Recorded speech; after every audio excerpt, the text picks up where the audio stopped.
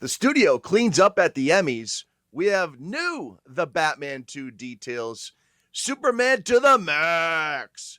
Mark Hamill says the spoof list is out and Goo loves Peacemaker. All of that and so much more coming up here on News Dump. But first, Mac, I'm surprised you didn't bring this up. It's kind of, insensitive of you. But Robert Redford, at the age of 89, has passed away. I just learned this about 10 minutes ago. Saw this, yeah. So, one of the greatest actors of all time, right? One of the most influential actors of all time. He's been around forever. He's been acting for, 70 years? So, if you've seen a movie, you've probably seen a movie with Robert Redford in it. He was great in his role in the MCU as director something, whatever the fuck his name was. Director something, whatever the fuck his name was. That's what he played. Yeah, I got nothing bad to say about Robert Redford. Actor, director, environmentalist. He won an Academy Award for Best Director for Ordinary People. Also had 3 other noms. He also was nominated for a Blockbuster Entertainment Award for Favorite Actor in a Drama or Romance in The Horse Whisperer.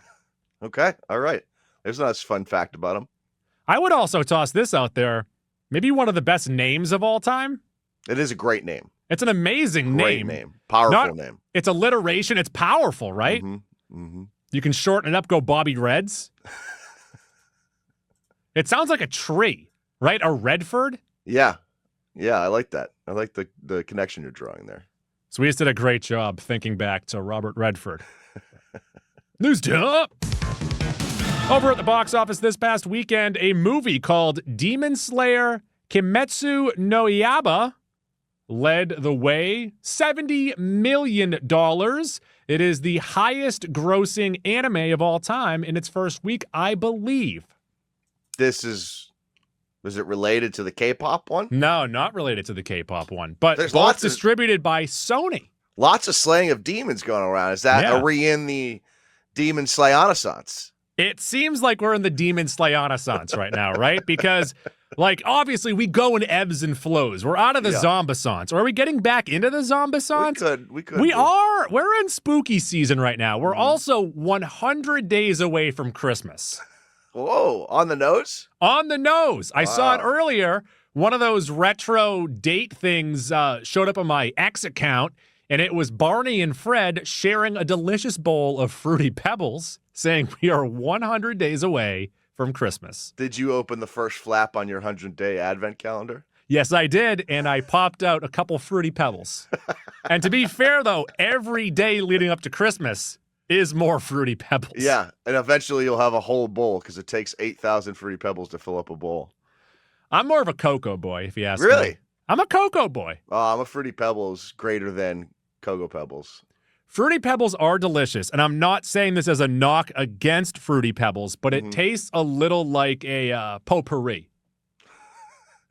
I think the greatest tasting milk on the planet is post-Fruity Pebbles milk. Trix is close. Trix with berries is close. No, not Trix. What am I thinking of? What's the one with the rabbit? Trix? Trix. Yeah, they're for kids. Trix. I was confusing Trix and Kicks. Yeah. A lot of X's. Kicks are for kids because they're mother approved. Right. And Tricks are the ones that the kids want. Silly rabbit Tricks are for kids. Right. That milk, post Tricks, post Fruity Pebbles, amazing. And I was going to ask you this because I just mentioned that, potpourri smells delicious. Sure. It might taste delicious. What is the non-edible object that you think would taste the best? Every once in a while, you get like a scented candle that you're like, I bet this could taste okay. I might nibble on this. Yeah. If I took a bite, I wouldn't regret it. Candle's the first thing I went to. Not the same thing, but often when I'm cooking, I'll take a little taste of whatever I'm cooking, and I almost always accidentally eat raw chicken, and I stop myself.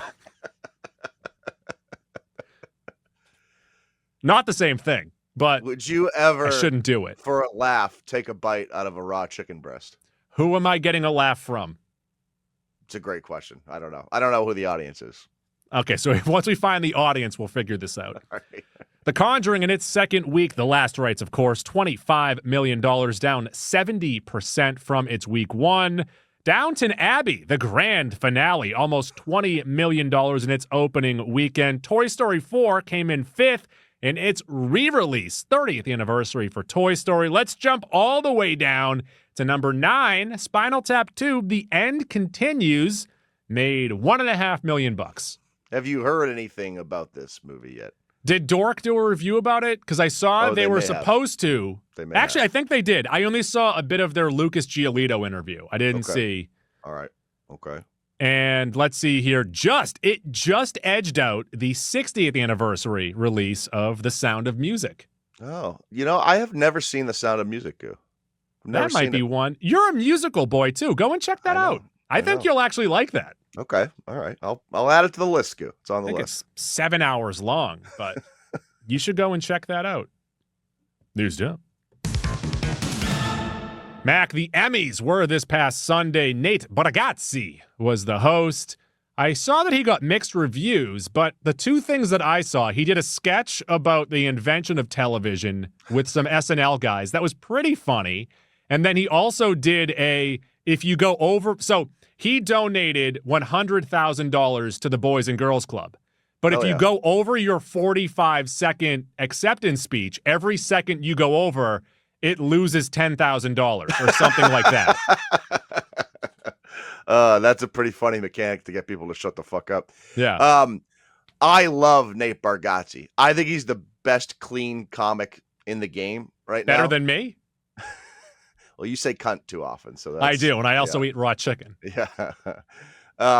However, his style of comedy isn't necessarily conducive to hosting things. Mm-hmm. So I could see how he wouldn't be the greatest at that. But I do. Tennessee Kid's one of my favorite stand-ups from the last, 15, 20 years. It's fucking awesome. He is so good at self-deprecation. He's really fucking funny. I love Nate Bargatze. Leading the way at the Emmys, the studio picked up 13 awards. Seth Rogen was the big winner for lead actor in a comedy series, best director, and best writing. I only watched one episode of this show. I was just going to ask you if you ever finished it. So the reason why is because my Apple account ran out on that second week. And I said that first episode was not strong enough for me to pay money to keep this app. I get that. I understand what you're saying. Yeah. I also hated the you talk, I talk conversation style. Yeah, wasn't for me. That's not very. Also, Hollywood loves Hollywood. Yeah. In a movie or 2 hours, you can deal with that sort of writing, but a whole season's worth, and again, you only watch one episode, I didn't watch any. If the whole season's like that, that really starts to weigh on you, where it's like, there's for some reason everyone's just letting everyone else finish their statements. It's also single cam, or not single cam. It was one shots, so the camera would whip back and forth in the middle of the conversations. Okay, yeah, I didn't Hollywood care for loves that shit. 9 awards for The Penguin, including Kristen Milioti, who won the Emmy for Best Lead Actress in a Limited Series. It was also confirmed by Matt Reeves, and we'll talk about him in a second. She will not return for The Batman 2. Well, she was not in The Batman. No, her father was. So I don't know why they need to confirm that she won't return for The Batman 2. Also, she'll probably return in this series, either in a television show or in The Batman 3 when that comes out in 40 years. Adolescent picked up 9 awards. Owen Cooper became the youngest male actor to win an Emmy. The dad from that show also won. Am I supposed to know what Adolescence is? It was that 4-part series about the kid who got arrested for murder. Never heard of it. All right. It's British. Yeah, there you go. You love British shit. British. I love this shit. That's from Major League 2. That's a good quote for me because he was watching soccer, I think. Lou Brown. He was watching soccer. Yeah. I think. Or was he was watching some kind of a British. He was watching something British. Okay. Scrap the last 3 to 4 seconds I was just talking there. Severance, 8 awards, including Britt Lauer. She won the Emmy for Best Lead Actress in a Drama Series. Trammell Tillman also won for Best Supporting Actor. On the back of Britt's award speech, it said, "Let me out." Little nod to the show. Awesome little Easter egg. Yeah. I don't think she was even Did she even get nominated for season 1? Not sure. I don't. I feel like I remember us talking about how she didn't even get nominated for season 1. But we spent a lot of time. We were late to the game, or you were late to the game on Severance season 1. But Severance viewers have spent a lot of time talking about how amazing of a job she did, because she was playing essentially 2 different characters in the same character, and that's really fucking hard to do. And she was making it believable, and little quirks she was adding to each character was very impressive. So that is a well-deserved win. Oh, Severance lost to The Pit because The Pit picked up 5 awards, and that means that I think the guy from The Pit beat out Adam Scott. Maybe. I don't know. Yes, he did. Wow. Beat out Adam Scott, The Pit. I can't bring myself to watch The Pit. Everyone seems to love it. I can't bring myself to watch it. I always stop eating the peach before I get to that point. Then we go to Andor, that picked up 5 awards, including Best Writing in a Drama Series. I'll get to it.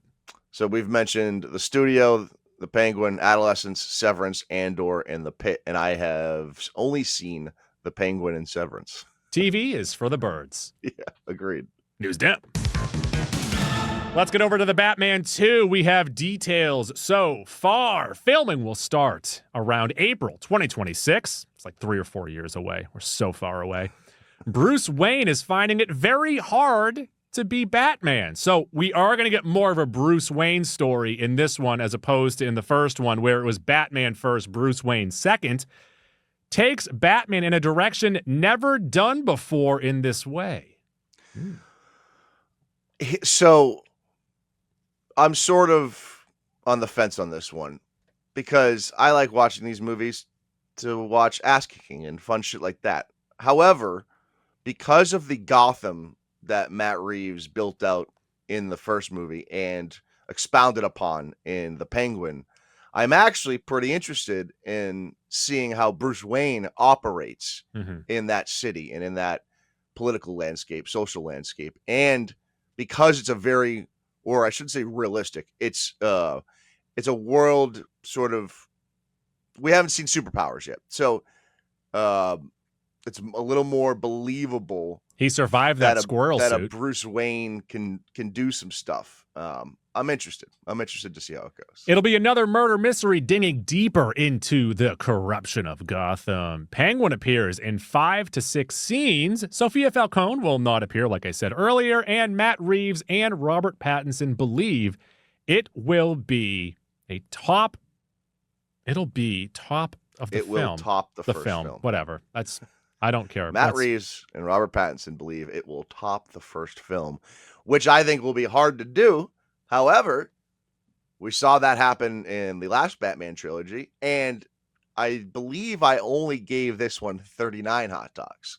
So it can get to 40. I gave it 39 as a thought that the second one could be better. And Matt I need Reeves, that. Robert Pattinson, and Jeff McNamara believe it will top the first film. Do you think that they asked Matt Reeves, they're like, oh, what'd you give your first one hot dogs wise? And he's like 39, but I'm leaving a little bit of space there for my second one to be better. I left the dog open there. News dump. Speaking of Matt Reeves, speaking of the Batman, he spoke about the Penguin. He was asked about the Penguin season 2. He said the priority right now is to figure out if they'll make a Penguin season 2, but he also said there are absolutely other characters that we have talked about doing that I believe we would have the opportunity of making a spinoff with. Do that. But include the Penguin. The Penguin was a great season of television. The Penguin is not Batman's greatest adversary. And we're kind of done with the Penguin story a bit there, like, I don't need 2 or 3 seasons of the Penguin. What I would want is other kind of B-level Batman villains that are operating in and around Gotham. I want more of that. Build out the Penguin rogues gallery. Sure, Penguin can pop up. You know, I don't want a Penguin season 2. News dump. Confirmed this week. We talked about it last week, Shime and I. James Gunn said that Superman and Lex Luthor will work together to fight a much bigger threat in Man of Tomorrow. Filming starts in 2026. This is via, I believe he was on the Howard Stern show. I mean, it makes sense considering the scope of what DC is building, right? And what James Gunn is building. We've got our one story. We've just been on planet Earth. I think very quickly, especially after the Lanterns series, it's going to go galactic and it's going to be much bigger than planet Earth. And in that sense, I think it makes sense that Lex Luthor and Superman may team up against a extraterrestrial threat. I might have preferred maybe waiting until a third movie to have them team up, but if he has it all planned out, whatever. Yeah, or, they'll team up, but then there'll be a fallout in the culmination of the second movie that'll lead to their final, big showdown in the third movie. Like Lex being in a giant suit being like, I could probably fight Superman in this. 1A, 1A, 1A, 1A. Well, he won't have to do that. He can fight himself. I didn't like that scene, and a lot of people love that scene. Yeah. That's because you're anti-bald. That's what everyone knows about me. News dump. Speaking of Superman, he is heading, well, not just him, but the entire gang, the Superman gang, everyone from Metropolis, they're all heading to HBO Max on September 19th, which is in 3 days. Oh, I thought it said December. Yeah. Well, great.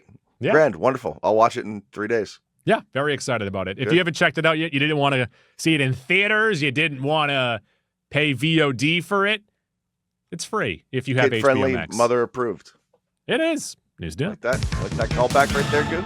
Speaking of Superman, the Superman, David Corenswet, says that he is a big fan of Jar Jar Binks. Am I a fan of Jar Jar Binks? I don't know if I hate him or love him. I have no idea. I don't know. You tell We me. recently, when did we watch The Phantom Menace? It was last year. Sure. Yes. He stinks. No, he stinks, Mac. What are you doing? Okay. All right. I don't know. I like David Corenswet. He just kind of swayed me with one I'm statement. such a big fan of David Corenswet that when he says he likes Jar Jar Binks, I says me thinks I Lisa like thinks Binks. I like Jar And then Jar I just Binks. start talking with that dialect and lose my job. News dump. Speaking of Star Wars, Mark Hamill says What does he say? that he only came back for the sequel series because Harrison Ford did. Oh, God. It's so fucking frustrating thinking back to the Luke Skywalker we got in the sequel trilogy. What did he did what his force projection did a cool thing. We spent 2 movies building up to that point and didn't really get Luke Skywalker. Meanwhile, we got Han Solo in the full first movie. Full frontal. That was a part of his deal. Hog out. It's very frustrating that we got more Han Solo than Luke Skywalker. I guess. Well, no, but also, so I'm fully with Mark Hamill here. He's like, I don't really want to do this again. He's like, but if Harrison Ford does it, I'll do it. And then he sees Ford signs on for God knows how much money. He's like, shit, now I have to do it. And he got to get out after a first movie, and Mark had to come back. Right. Although Mark was in the first movie for 8 seconds? But then, Matt, can you please tell people what Mark Hamill said about The Mandalorian and having his character jump back into that series? Mark Hamill said, you never got to see Luke as a Master Jedi at the peak of his powers. He was the most idealistic character in that series. He was someone who would take adversity and double down and come back and counter his setbacks. We didn't see any of that. So when I got the chance, I thought, geez, this is wonderful. I think Jon Favreau and Dave Filoni, and boy, do they get Star Wars. They get it. They're speaking the same language that George did in a way that I questioned in the sequels. That was via The Hollywood Reporter. Yes. I understand what he's saying because they're very good at fan service, which is sort of what this is. Luke at his peak at the end of Mandalorian season 2 or season 1. Well, he's saying you saw Luke at the beginning of his journey with the original trilogy and then the end of his journey with the sequel trilogy. Right. But you didn't see him, Master Jedi. Right. You just get a couple cool scenes in Return of the Jedi, but you don't see Luke out there just doing his thing. And I think that's why people love Ahsoka so much, because she, in many ways, became the character we wanted Anakin to be and we wanted Luke to be. And so a lot of Star Wars fandom, I think, has attached themselves to Ahsoka for that reason. And she's just a cool character. I think I'll always take Luke Skywalker. Yeah. But to piggyback off what Mark Hamill was echoing, I don't think we ever should see him again, right? No. Like he's Mark Hamill doesn't want to do it anymore. It will never really make sense to bring him back in a story again, other than I guess for fan service reasons. I don't know. I like if they're like Luke Skywalker's in this, I'm like, all right, I'm gonna fucking watch it, but I'm probably gonna be annoyed as to why he's in it. I mean, he also ends this quote, obviously, here with, obviously praising Filoni and Favreau, but then, J.J. Abrams and Rian Johnson and the writers of the sequels, they don't quite get it. See, I disagree with that. I think J.J. Abrams got it. I mean, that first movie was a perfect alley-oop. Toss it up in the air for someone to slam dunk it. And that's like, he had it set up perfectly. Say what you want about J.J. Abrams. Say what you want about The Force Awakens. It set up a trilogy perfectly. And it obviously didn't work out well. That is actually probably Dave Filoni's fault, right? Shouldn't he have been, overseeing that more? Shouldn't Kathleen Kennedy... You ready for this? What? It's someone's fault. And I would say that John also... Not to, be a little see you next Tuesday here. I've already said it once. I don't want to say it again. Jon Favreau gets it. Dave Filoni has a brain with a lot of Star Wars knowledge in it. And so he's not a scarecrow. If you have someone that wants to pick that knowledge out and get rid of the stupid stuff that Dave Filoni likes, then he makes really good stuff. Also, and this is not in here, but he was asked about playing the Joker again. Of course, Mark Hamill, famously the voice of the Joker from the animated series / the Arkham series / a lot of other Batman properties. And what he used to do is that whenever they would call him about voicing the Joker again, his only question was, is Kevin Conroy doing it? And if the answer was yes, he would immediately do it. Kevin Conroy passed away, I believe, last year. Yeah. So that puts an end to that. He's not coming back. Oh, look at that. He's just closing all his books, all his chapters. It's done. He's doing a bunch of other stuff now. He's acting. Yeah. He's not starring in movies, but he's popping up. He's doing good work. I would like Mark Hamill to pop up in a new season of Curb Your Enthusiasm, even though Curb is probably done. That would be nice. Mark Hamill playing Mark Hamill. News dump. Fantastic Four is being released on digital on September 23rd. That is soon. Yeah, that is a week from somewhere today. Around there, yeah. Something like that. Now that a couple months have passed, and we can evaluate Fantastic Four and Superman through a little less biased views. How do you feel about these two movies? I fairly assessed the whole situation, gave them both an ocular pat down. I knew that the Thunderbolts is better than Fantastic Four, and I sided with Superman as well. You think Fantastic Four is the third best movie of those three? Yes. Whoa. Yes. I think it's the best movie of those three. Wow. Okay. We are on different sides. We are on different sides of the coin there, dude. Flip that coin, see what happens, though. I think Superman's the second best, and I have Thunderbolts third, and you have Thunderbolts first, Superman second. Superman, Thunderbolts, Fantastic Four. Okay. All right. We are wildly off then. Yeah. It's what makes us different that makes us great, but also what makes us similar. Actually, well, we agree that Superman is better than Thunderbolts, so there's our common ground. We just did it. We fucking did it. News up. A show that we love season 1 of is starting tomorrow. Did you know this was happening? It popped up out of nowhere yesterday. We got a trailer last week, so I was somewhat aware. And it looks like it's going to have... Gen V Season 2, by the way. Gen V Season 2. We're going to have more boys characters in it. It's going to be a little bit more of a crossover, and I think Gen V Season 2 will appropriately lead into the last season of The Boys. So, tomorrow. Is it one episode, or are we getting like a 3-episode I think it's drop? 3 and then 1 after that. Love every that. time. I fucking love that release schedule. News dump. Last week, we got Nintendo Day, Nintendo Direct Day, something like that, where they have all their releases. One of the big pieces of news from this day is that on April 3rd, 2026, in theaters, Super Mario Galaxy. So Goo and I are ignorant to this series of games or game. I know Super Mario Galaxy is a game. Yep. I don't know what happens in it, but that first Super Mario World movie was good enough that I'm in on them opening up the The universe. first one was Super Mario Brothers. I thought they Yes. were going to go World in 2 and then Galaxy in 3. That would make sense, actually. Because now you go Galaxy, you can't shrink it back down to World. Right. Yeah, I agree. I totally agree. But the animation is fun looking. Yeah.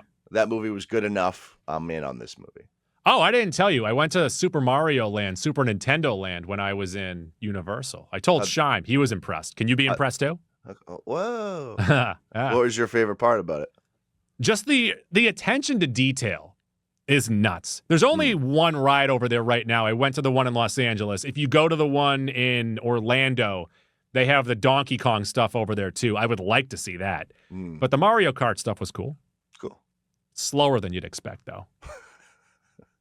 News dip. A24 is nearing a deal to buy the rights for Texas Chainsaw Massacre. First project will be a TV series produced by J.T. Molnar and Glenn Powell. He's from Texas. I don't want to rehash Texas Chainsaw Massacre. I don't think, I mean, we talk about it all the time, especially with Halloween and somewhat with Friday the 13th. There's not really meat left on the bone for Texas slashers in general. They've had a nice little resurgence, but like slashers in general, that's not where the crowds are. And also, like, there's, at least in Halloween, you know, you kind of have a rooting interest in the killer. And Friday the 13th, the setting is fun. Texas Chainsaw Massacre, I'm not rooting for anything in that movie. Also, I think they've tried to reboot the series twice now. Yeah. And it hasn't done shit. Right. So. Also, what I find to be scary or appealing about the first one from 1976 is, first off, it's one of the first slasher movies, credit there. Also, it looks like a home video, and I feel disgusted while watching it. Yes. Yes. Everything now is way too polished. Totally agree. News dip. Speaking of scary movies, Scary Movie 6, Marlon Wayans, first off, confirmed that he'll be in the movie. Shorty is back. He also put out a list of recent horror movies that could be spoofed in Scary Movie 6. He said Sinners, Get Out, Nope, Long Legs, Heretic, and I Know What You Did Last Summer, which that was spoofed in the first one. It has been long enough that there is enough ammo here to do a scary movie. Do we want it? Not really. However, I could see the setting of the general setting of the world and tone in like a Jordan Peele type of world, you know, kind of surrounded along that Nope or the Get Out type of world, and then having the other stuff come in. I mean, we'll watch it, right? We don't want to, but okay. So here's some predictions here.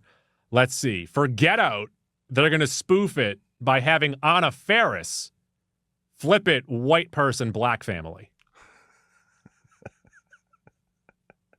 It's probably exactly what's going to happen. Number one. Number two, for Nope, they're going to have an actual pair of jeans in the sky flying around. For Sinners, go ahead. The vampire is going to have the most vulgar language ever heard. For Long Legs, it's going to be someone with stilts. Yeah, how about that? For Heretic... Do you think they can get Nick Cage for this movie to spoof himself? He doesn't like spoofs. He's anti-spoof. For Heretic, get this. The word heretic sounds like hairy dick. So, like, something's there. You're on to something there. And then I Know What You Did Last Summer. It's the first movie. Yeah. Just do the same thing. Right. All right. We just wrote Scary Movie 6. How about us? Good work. News dope.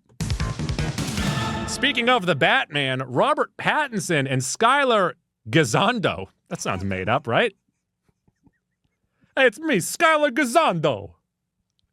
They'll reportedly star in A24's crime drama Primetime. It follows a journalist who takes on the underbelly of crime in a unique way and changes TV forever. Reportedly, it is inspired by To Catch a Predator.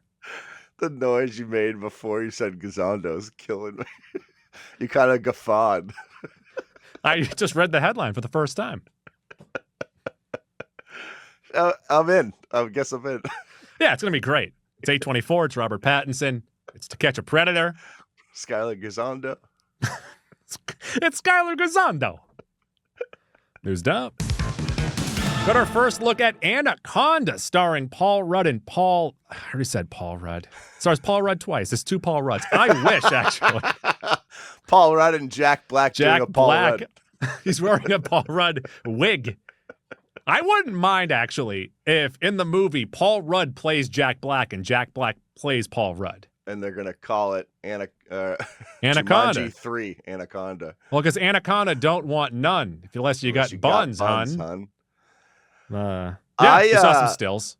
I really love the idea of this movie. If there are two actors that can pull off the boyish charm needed to like remake in your their favorite 50s, movie, if there's two 50-year-old men that have the boyish charm to pull off Anaconda. The concept of Paul Rudd and Jack Black trying to remake Anaconda in the rainforest is funny in and of itself. Especially, so I have high hopes for this. Especially if it's a Christmas movie. It's being released on Christmas Day. Love that. But also, Death of a Unicorn wasn't very good, so I don't know. Yeah, I disagree. I thought it was solid. You're stupid. It was wasted opportunity, but I thought it was solid. Speaking of two friends, news dump. Have you heard any of Kyle Mooney and Beck Bennett's podcast? There are 5 episodes available right now. No, I like both dudes, though. My only issue is that, and I've only listened to a half an hour of one of the episodes. It's the Mark Maron episode. I don't like Mark Maron. And it's too much of an interview guest situation. I just want the two of them to be weird. Yeah, I agree. Mark Maron just doesn't do it for me. Never has. He's also very opinionated, so that rubs people the wrong way. I just don't find him funny. Well, I don't find him funny at all. What I found funny about these two talking to him, and it was only for like a 5-minute stretch, is Beck Bennett kept on yes-anding him to like have him keep on going, and Kyle Mooney kept on calling him sir. Which, all right, that's funny enough. In the first episode, I think they create their theme song. They always introduce themselves and like describe how they became friends. So like there's something there. I don't need them to interview people. No, totally agree. News dump. And then finally, if you don't want any spoilers, turn off the podcast right now. But we are 4 episodes into Peacemaker, Season 2. Mac, I kind of love this show. It's great. It's great. I think it's much better than Season 1, beat for beat so far. It knows what it needs to do, whereas Season 1 was just kind of there. It's good. It's good. The human stories they're telling in this show are good. John Cena, and I think James Gunn might have talked about this, but like John Cena, his acting ability from Season 1 to this, like he's better.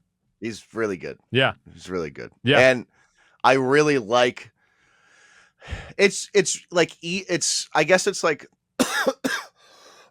sorry.